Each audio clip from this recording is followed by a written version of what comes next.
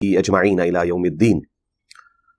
अल्हम्दुलिल्लाह, आज 26 फरवरी 2023 को संडे के दिन हमारा ये पब्लिक सेशन नंबर 83 मुनाकिद होने जा रहा है। आपके ये सवालात रियल टाइम पर्चियों की शक्ल में मेरे पास आ चुके हैं। इन्हें इंशाल्लाह हम बाद में डिस्कस करेंगे। पहले एक करंट अफेयर के तौर पर कुछ अरसे से एक इशू चल रहा है, मैं चाह रहा हूँ चलें उस पर भी दो चार बातें कर दूं। जो मुफ्ती तारिक मसूद साहब के हवाले से एक कंट्रोवर्सी चल रही थी, आपको पता है कि वो अपने मंतकी अंजाम के ऊपर पहुंच गई कुछ अर्सा पहले। तो उसके बाद फिर मैंने उनसे रिक्वेस्ट की थी कि जब कभी भी आप पंजाब आएँ तो हमसे रब्ता करें प्रॉपर तरीके से। इंशाअल्लाह ताला आपको यहाँ एकेडमी में इंशाअल्लाह ताला मदऊ करेंगे। तो पिछले वीक वो जेलम शहर के साथ ही एक छोटा सा कस्बा है सराय आलमगीर, ऑलमोस्ट यहाँ से समझ लें 2-3 किलोमीटर दूर है। तो वहाँ किसी देवबंद के मदरसे की कोई तकसीम इस्नाद थी, तो उस सिलसिले में उनको बुलाया हुआ था। मुझे भाइयों ने बताया कि इस तरह उन्होंने आना है, तो मैंने उनके एडमिन को ईमेल लिखी। अहमद भाई हैं, अमेरिका में होते हैं, कि मुफ्ती साहब से कहें कि अगर उनके लिए पॉसिबल हो तो आए, लेकिन साथ कोई लोकल आलिम दीन अपने यहाँ नहीं लेके आना, आपने अकेले तशरीफ लेके आए, क्योंकि यहाँ के लोगों के किरदार से और उनके अफ़ाल से और फिरका वाराना सोच से हम बड़े अच्छे तरीके से वाकफियत रखते हैं। तो मेरा शुरू से स्टांस है कि लोकल हम किसी भी मामले में किसी के साथ कोई ना कोई दुश्मनी वाला मामला लेके चलते हैं, ना कोई दोस्ती वाला। दोनों सूरतों में नुकसान ही होता है। तो उन्होंने एग्री किया कि ठीक है, अगर कोई सूरत हाल ऐसी बनी तो इंशाल्लाह आपको बता देंगे। फिर जिस दिन उन्होंने आना था उससे एक दिन पहले उन्होंने ईमेल की कि इस दफ़ा तो मुफ्ती साहब ने फौरन निकल जाना है, इसलिए नहीं आ सकेंगे, नेक्स्ट विजिट में कोई सिलसिला ऐसा रख लेंगे। मैंने कहा ठीक है।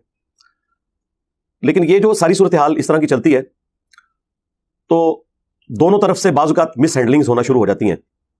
मसलन अब उन्हें अपने मकतब फ़िक्र के उलमा को क्लैरिफिकेशन देनी पड़ रही है, और चंद एक उनकी ऑडियोज़ भी मंजर आम पे आई हैं। कोई लीक्ड ऑडियोज़ नहीं है, बल्कि व्हाट्सएप के ऑडियो मैसेजेस हैं जो यहाँ किसी मौलाना साहब को उन्होंने भेजे, उन्होंने पकड़ के उनको नेट पे चढ़ा दिया। यकीनन इजाज़त से चढ़ाया होगा कि जी अगर मैं एकेडमी जाऊं भी, या हमारी जो सुलह वाला मामला है इसका कतन कोई ये मकसद ना समझे कि हमने अपने अकायद छोड़ दिए हैं, हमारे वही अकायद हैं, और ये अपनी वो क्लैरिफिकेशंस बेसिकली दे रहे हैं अपने उलमा को। इससे आप अंदाज़ा करें कि आप ज़रा सी इत्तेहाद उम्मत के ऊपर बात करें तो जिन लोगों ने अपनी एम्पायर्स खड़ी की हुई हैं उनके कान कैसे खड़े हो जाते हैं। दूसरी तरफ अमन कमेटियों के नाम के ऊपर, रमज़ान नशरियात के नाम के ऊपर और हुकूमती दावतों के ऊपर ये लोग एक जगह जमा भी होते हैं, एक दूसरे के साथ बड़े अच्छे तरीके से बिहेव भी करते हैं। सिर्फ स्पेसिफिकली मुझे सिंगल आउट करना ये मेरे लिए तो कोई नुकसानदेह नहीं है। मेरा तो एसेट है कि मेरे खिलाफ उलमा बोले। उसकी वजह है कि उलमा की इज्जत आज की यंग जनरेशन में कितनी है वो आप सबको पता है, और इसमें मैं कसूरवार नहीं हूं। कोई ये समझे कि मैंने लोगों के दिलों से उलमा की इज्जत निकाली है, नहीं। ये उन लोगों के अपने सिस्टम की खराबी और उनकी लीक्ड वीडियोस और उनके जुम्मे के खुतबात, मुख्तलिफ मकातब फिक्र के उलमा का जो एटीट्यूड है, उसने ये दिन दिखाया है। ये कोई एक दिन में नहीं है, ये डिकेज की गिरावट है। इसकी वजह से लोग इज्जत तो को नहीं करते। आज के दौर में कोई शख्स मजहब के ऊपर, दीन के ऊपर बात करे और वो दीन के एतबार से मुखलिस है और बिल्कुल एक एक चीज कुरान और सुन्नत के रेफरेंस से बयान करे और उलमा उसके खिलाफ बोलें, तो इससे बड़ी तो नेमत ही कोई नहीं है। क्योंकि फिर वो अवाम जो ऑलरेडी इनसे मुतनफर है वो कहती है देख लो, ये लोग अगर दीन के साथ मुखलिस होते तो ऐसा तो ना करते। ये हर वक्त डरते रहते हैं अपने कॉम्पिटिटर से। इनको हर वक्त ये डर लगा रहता है कि हमें को पीछे ना छोड़ जाए। एक तरफ इन लोगों का हाल देखें कि फखरिया बताते हैं कि फलां गैर मुस्लिम ने नबी सल्लल्लाहु अलैहि वसल्लम के बारे में ये किताब लिखी है, और उसने बताया कि नबी सल्लल्लाहु अलैहि वसल्लम इस प्लेनेट अर्थ पे सबसे कामयाब शख्सियत हैं, और उनके किरदार की जो खूबियां हैं वो उसने यूं यूं गिनवाई हैं। उस वक्त इनसे कोई नहीं पूछता कि वो तो काफिर है, ना उसके पास देवबंद की डिग्री, ना उसके पास कोई बरेलवी की डिग्री, ना उसके पास किसी अहले हदीस की डिग्री, ना शिया की डिग्री, और तुम फखरिया बता रहे हो कि उसने क्या कमाल किताब लिखी है। तो उसके पास डिग्री तो है ही नहीं है। क्यों तारीफ करते हैं? वो जेन्युइन तारीफ कर रहे होते हैं। उन्हें पता होता है कि यार डिग्री है या नहीं है, कमाल की बात की है तो हमारे मुसलमान भी नहीं लिख सके। और ये इजहार वो इसलिए कर लेते हैं कि वो उनका कॉम्पिटिटर नहीं होता, क्योंकि उसने गुलाना से मदरसा खोल के पैरेलल में चंदा बुक तो नहीं लॉन्च करनी ना, इसलिए इनको उनसे कोई खतरा नहीं होता। अलबत्ता अगर खुद इस्लाम میں ریلیجن کے طور پر ایک مسلمان اٹھ کے کوئی بات کرتا ہے تو وہ فوراً ان کے کان کھڑے ہوتے ہیں، کیونکہ ان کو پتا ہوتا ہے کہ ان کے بزرگوں نے بھی سٹارٹ ایسے ہی لیا تھا. پہلے مشہور ہوئے، پھر ایک مدرسہ بنایا، پھر ایک چندہ بک بنائی، پھر اپنا ایک بورڈ لانچ کیا، پھر اپنے علماء کریٹ کیے، پھر مدارس کا ایک پورا نیٹ ورک قائم کیا، اور پھر ایک پورا فرقہ کھڑا ہو گیا، خواہ وہ دیوبند کا ہو، خواہ بریلویوں کا ہو، خواہ اہل حدیث کا یا شیعہ کا. اب چونکہ ان کے بزرگوں نے اسی طریقے سے اپنی امپائرز کھڑی کی ہیں تو یہ ہر ایک بندے کے بارے میں سمجھتے ہیں کہ وہ بھی یہی کچھ کرے گا. تو کسی حد تک میرا خیال ہے ان کی سوچ جسٹیفائی ہے.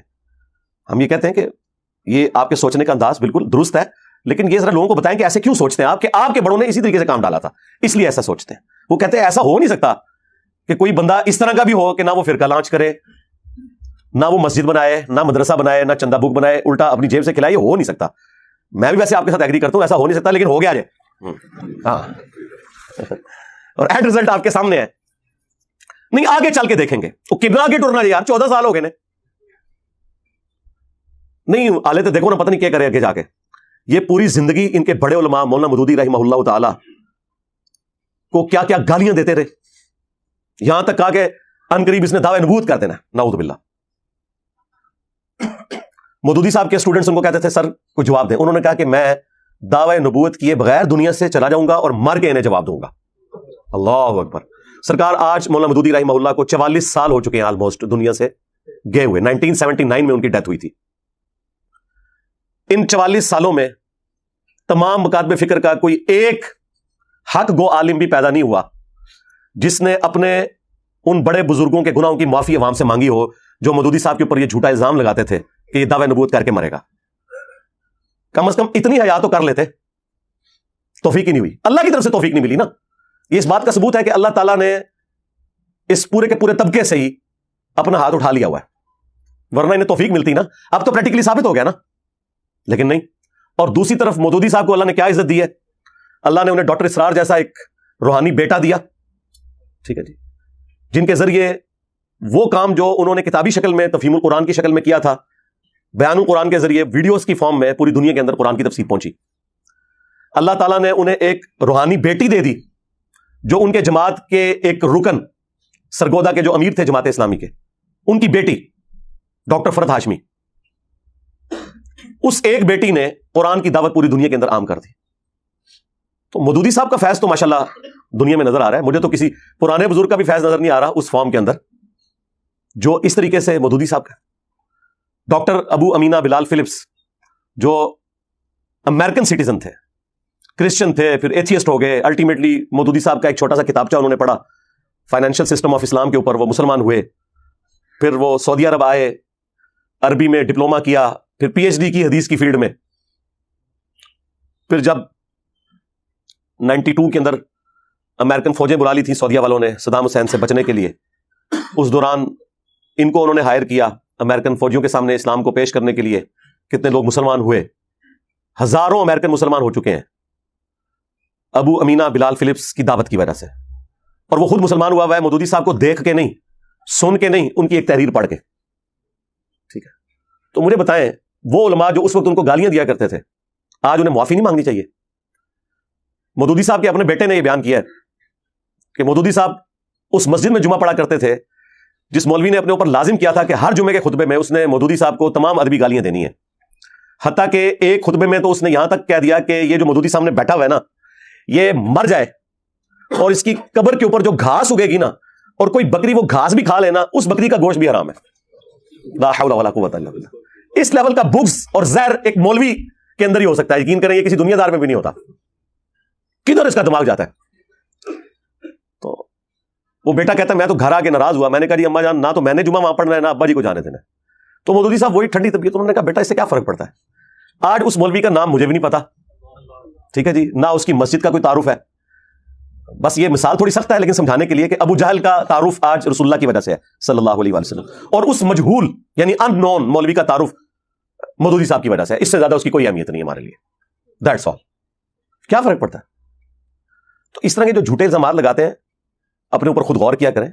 جب یہ مجھے قادیانی کہہ رہے ہوتے ہیں تو انہیں شرم نہیں آتی ہے کہ جن کے بزرگوں نے اشرف علی رسول اللہ کلمے کو انڈورس کیا ہو، چشتی رسول اللہ کلمے کو پرنٹ کیا ہو، اس کو انڈورس کیا ہو، اور جو شخص ان غلطیوں کے اوپر بھی عوام الناس کو مطلع کرے اور ختم نبوت کے اوپر کام کرے, صرف اینٹی قادیانی کام نہ کرے, اس کے اوپر قادیانی ہونے کا الزام بڑے دبنگ انداز میں لگاتے ہیں اعتماد کے ساتھ. تو اس کا مجھے تو کوئی نقصان نہیں ہوا. جو بھی بندہ ویڈیو دیکھتا ہے اسے پتا چل جاتا ہے کہ یار یہ تو بات ٹھیک کر رہا ہے. ہمارا تعارف ہی مخالفین کی وجہ سے ہوا زیادہ. ہمارے پاس تو کوئی چندہ بک نہیں تھی, نہ کوئی مدرسہ تھا, نہ مسجد تھی کہ جس میں ہم ہر کارے بھیج کے تو اناؤنسمنٹ کرواتے. مجھے تو کسی مسجد میں کوئی درس بھی نہ دینے دے, ٹھیک ہے, تو مجھے کیا فرق پڑتا ہے. تو اس طرح کی جو حرکتیں کرتے ہیں نا, چونکہ ان کے بڑوں نے اسی طریقے سے کام ڈالا ہوا ہے, وہ یہ سمجھتے ہیں کہ یہ بھی یہ کچھ کرے گا. اس کے لیے پھر جب کبھی بھی کوئی اتحاد امت کے حوالے سے بات ہوتی ہے تو فوراً یہ بیچ میں نا ٹانگ اڑانے کی کوشش کرتے ہیں. وہ اپنی عادت سے مجبور ہیں, یہ ان کے جینز کے اندر چیزیں گھس چکی ہوئی ہیں, کیونکہ انہیں پتا ہے کہ ان کے بڑوں نے اسی طریقے سے اسٹارٹ لے کے تو اتنی بڑی بڑی امپائرز کھڑی کی ہیں, اور آگے یہ سلسلہ ان کی آؤٹ لیٹس چل پڑی. اب ان کو یہ غم جاتا ہی نہیں ہے کہ یار یہ کیسے ہو جائے کہ ایک بندہ خود لگا رہا ہے لے کے نہیں کھا رہا کسی سے, یہ کیسے ہو گیا. یہ تو اس سسٹم میں کبھی ہوا ہی نہیں ہے. جی نیا فرقہ لانچ کر دیا, اچھا سرکار مان لیا نیا فرقہ لانچ کیا ہے, ذرا اس فرقے کی مسجد بتائیں کدھر ہے. نہیں جی مسجد تو کوئی نہیں ہے جی. اچھا کوئی مدرسہ, نہیں جی مدرسہ بھی کوئی نہیں ہے جی. کوئی چندہ بک, نہیں جی چندہ بک بھی کوئی نہیں. کوئی پیری مریدی کا سسٹم, نہیں وہ بھی کوئی نہیں ہے. تو یار یہی کچھ ہی ہوتا ہے نا یار کسی فرقے کو لانچ کرنے کے لیے. اچھا کوئی ٹیکسٹ بک جس میں یہ بتایا گیا ہو کہ باقی سارے فرقے جہنم میں جائیں گے اور یہ جنت میں جائے گا, نہیں وہ تو کہتا ہے سارے ہی جنت میں جائیں گے اپنے اپنے عذابات کو بھگت کے. اچھا اس نے کوئی فتویٰ دیا ہو کہ فلاں کے پیچھے نماز ہوتی ہے فلاں کے پیچھے نہیں وہ تو یہ کہتا ہے کہ ساروں کے پیچھے ہو جاتی ہے. تو مامو پارٹی, ہاں اس سے بہتر کوئی ادبی طریقہ ہی نہیں ہے تمہیں مخاطب کرنے کا. اتنی باطل تعویلات وہی لوگ کر سکتے ہیں کہ جن کی نسبت ان لوگوں کے ساتھ ہو.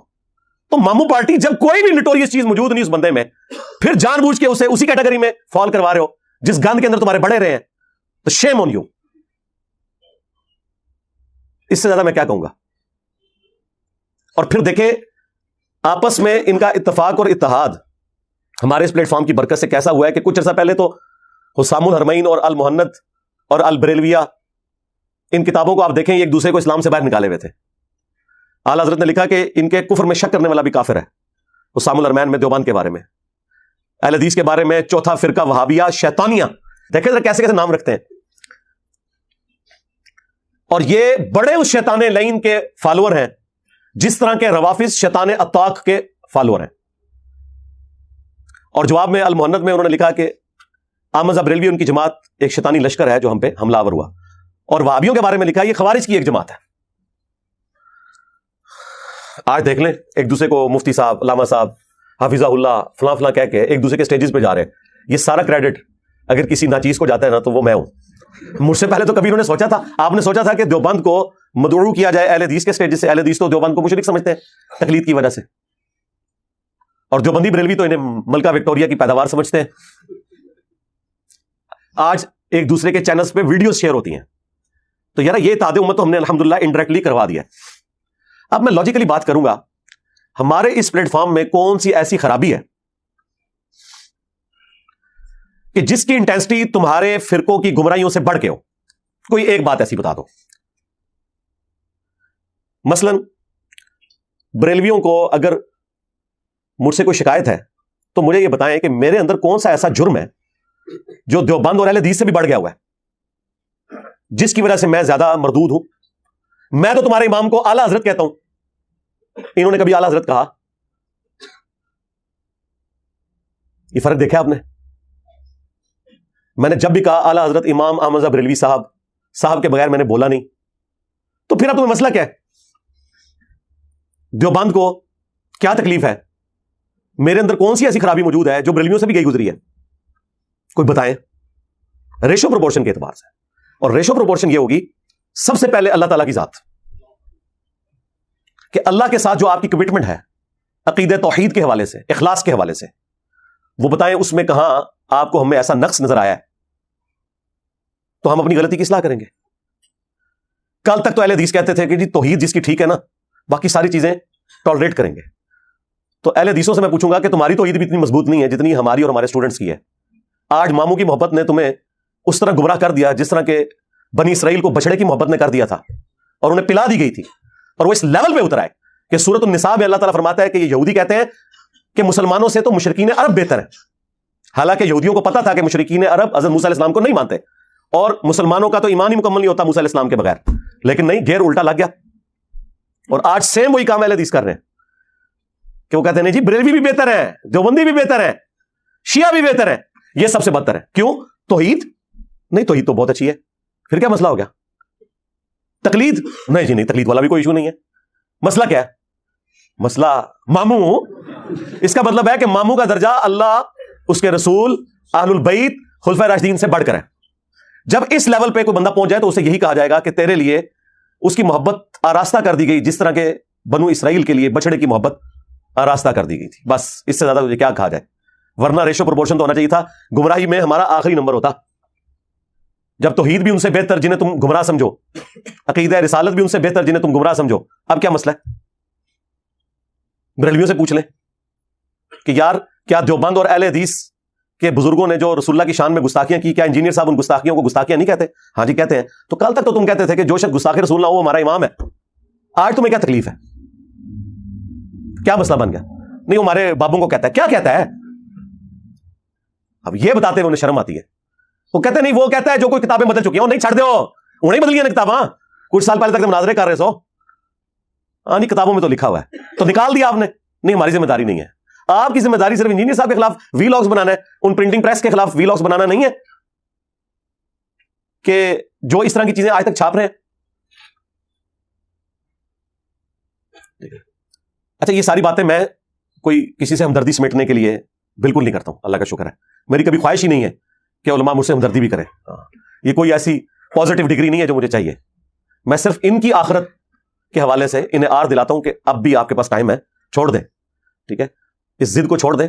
اب یہ جو ڈیمیج ہونا تھا وہ ہو چکا.